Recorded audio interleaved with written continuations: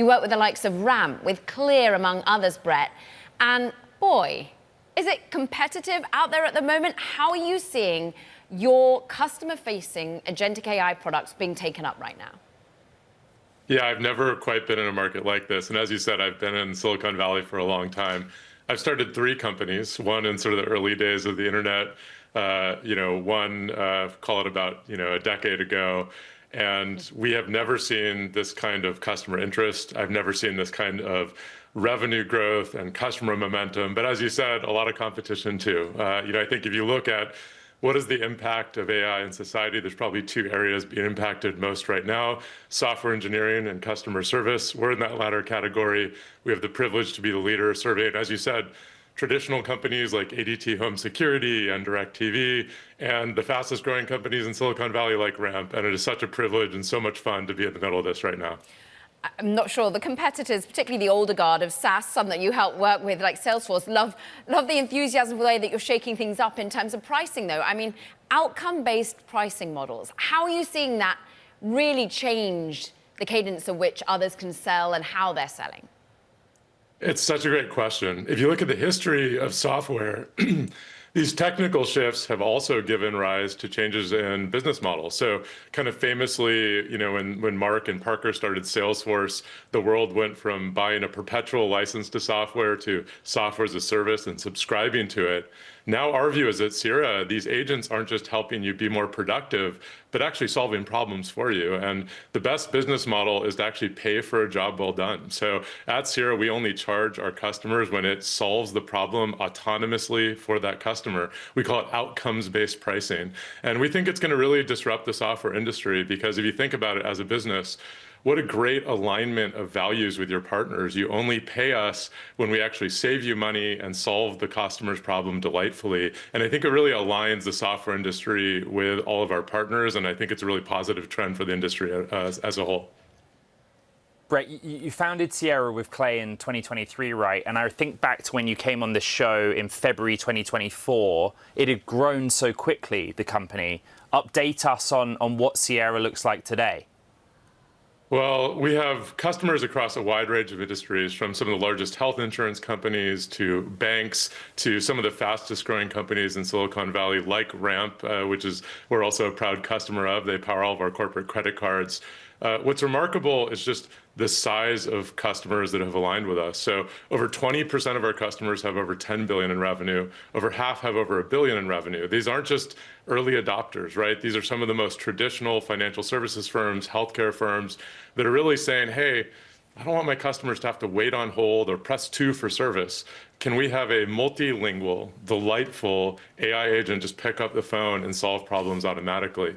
And what's remarkable is just how well it works. You brought up Ramp at the beginning of the call. Their AI agent is actually solving 90% of customer cases completely autonomously. And that's obviously great for Ramp as a business, but for me as a customer of Ramp, it means I don't have to wait on hold 90% of the time. It's completely transforming the industry, and it is so fun to be able to help brands really in every industry transform their customer experience. But Bret, I'd still like to learn more about Sierra. So you talked about you haven't seen growth like this in your career. Would you share with us an ARR figure? What Sierra's financials look like, number of team members, how aggressively you're hiring? I won't share an ARR number, sorry, but maybe when we do, I'll come back on this show and you can hear it first. But I'll tell you, we have hundreds of employees. We've opened offices in New York, Atlanta, London. We're planning our expansion into Asia. We're the leader in this space. We'll do hundreds of millions of phone calls on our platform this year, hundreds of millions of digital chats. We're the highest volume company in this space. And really that scale benefits all of our customers. It means that we support more languages. It means that we've dealt with some of the most complex regulatory landscapes, from HIPAA compliance to the compliance regimes that apply to the financial services industry. We're really trying to be the best and safest bet for every company in the world who wants to transform their customer experience with AI. And to do that, you're scaling, and I'm sure there's a little bit of a fierce fight out there for talent, and that costs money. Before we get into the talent wars a little bit, Bret, what about having to raise more money? Because you did back in 2024. Do you need any more? You've got a good runway. We have a good runway, but it's a great question just because I do think that we really want to grow as quickly as possible. There's this great, I attribute to Albert Einstein, as quickly as possible, but no more quickly. And right now our business is working. I've never seen product market fit quite like this. And we're always asking ourselves the question as a management team, how fast can we grow? Because if you look around the world, the application of this technology is not limited to one industry. It's not limited to one country. How can we best serve not just multinationals based here, but in Europe and Asia as well? And so if raising more money will enable us to achieve that end, we're absolutely open to it.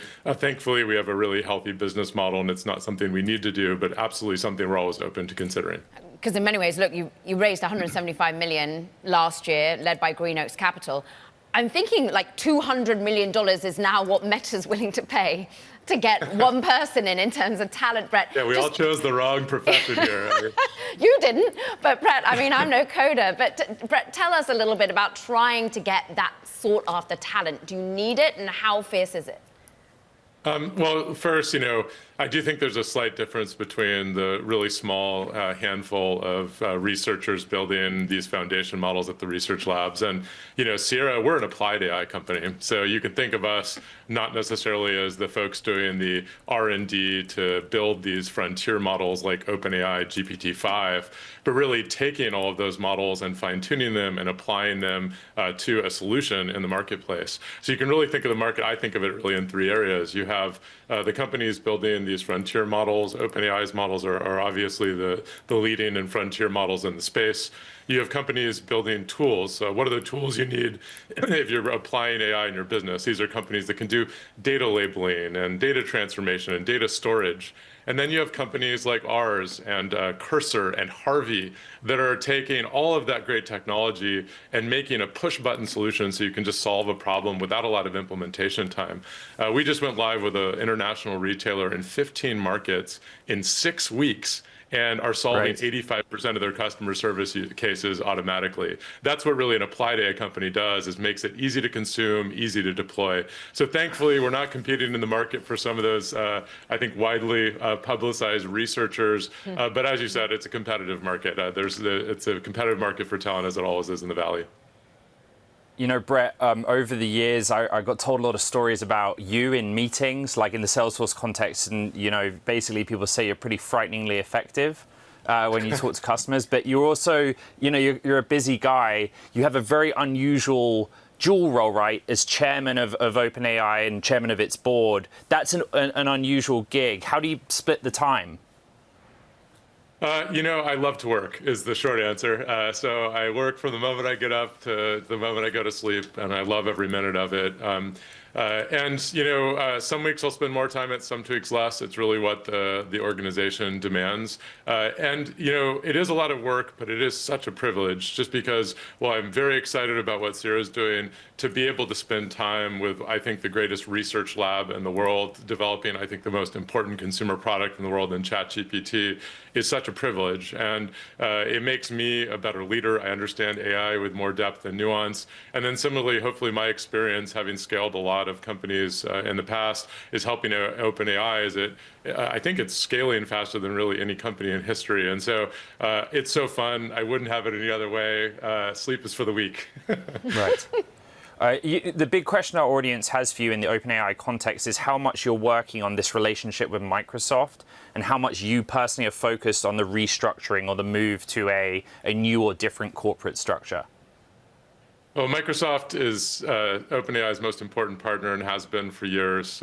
So it's a very important relationship. The board's role is really specific. OpenAI is a not-for-profit. Our fiduciary duties on the board are really related exclusively to our mission, which is to ensure that artificial general intelligence benefits humanity. And so we're always thinking, how do we set up the organization over the long term to ensure that we can achieve that goal? And one of the things that we've talked a lot about is, since the company was founded as a small research lab, the level of capital expenditure required for the infrastructure for AI, I think, exceeds anyone's expectations that they had a year ago, let alone 10 years ago.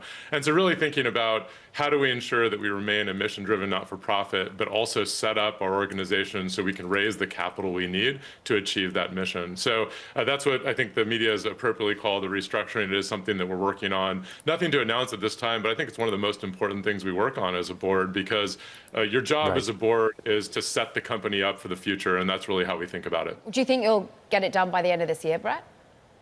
I can't really comment on timelines, and we're really just trying to work with all the stakeholders who have an interest in it, and most importantly, focus on the mission. But no update on the timeframe.